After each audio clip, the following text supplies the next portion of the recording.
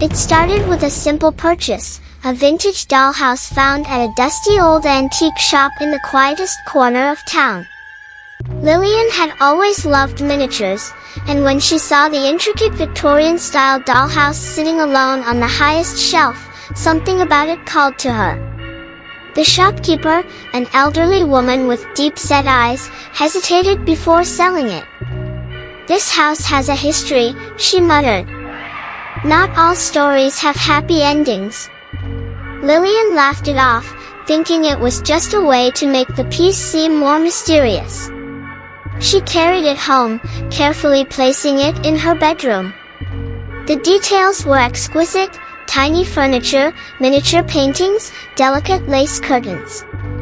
But the dolls, they were unsettling. Their painted eyes seemed too lifelike, their expressions frozen in eerie, knowing smiles. She set them aside, deciding she would replace them later. That night, something woke her. A faint noise, like the sound of tiny footsteps pattering against the wooden floor. She turned on the light, her heart hammering. The dollhouse sat motionless in the corner. But something was different. The tiny chairs were overturned, the little bedroom door slightly ajar. She was certain she hadn't left it that way. The next day, she carefully reset everything and locked her bedroom door before heading out. When she returned, the air in her room felt wrong. Heavy. Stale. The dollhouse had changed again. The curtains were drawn, the dolls were back inside, except now, they weren't where she had left them. One doll stood at the front door, its tiny porcelain hand raised, as if knocking. Then the whispers began. Low, almost imperceptible murmurs, like voices carried through walls. They grew louder at night, swirling around her, tugging at the edges of her sanity.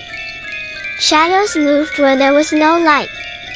One night, unable to bear it any longer, she grabbed the dollhouse and threw it into the basement. But the nightmares followed. In them, she was inside the dollhouse, trapped within its tiny rooms, unable to scream. The dolls stood around her, their smiles wider, their eyes gleaming. And then she realized, they weren't just dolls. They were people. People who had lived.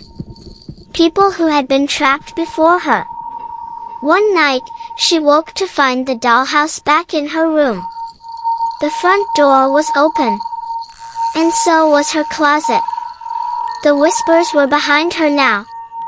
And this time, they were calling her name.